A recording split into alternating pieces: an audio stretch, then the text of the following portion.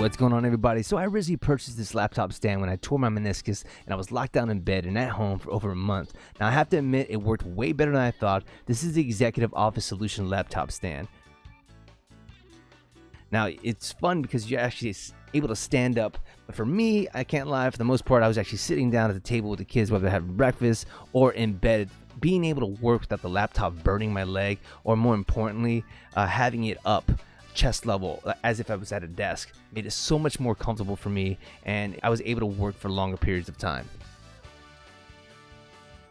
Now what you're seeing here are the different positionings that you can place the laptop stand in. It holds the computer in virtually any position or angle. Also, the legs extend from 0 to 19 inches, and there's so many multiple uses that you can use this in. For example, book tray, writing desk, and a tablet holder. So what you're seeing here are the fully adjustable legs that rotate 360 degrees and lock in place at various angles. I would also like to note that it also includes non-slip feet that you can use for tabletops or desktops, and also that it has a thick aluminum lip that helps hold the laptop in place. One of my favorite and game changers for me was the silent USB powered cooling fans that made my life, because when you sat there for a long time and had the laptop in your lap, it would burn your legs. But all you had to do is connect a USB cord, which is included, to your computer to power up the 2 quiet cooling fans.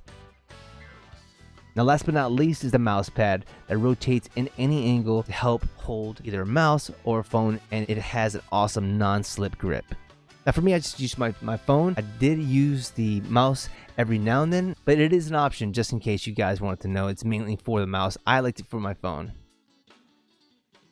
Go. Hey. High five, little man. Yeah.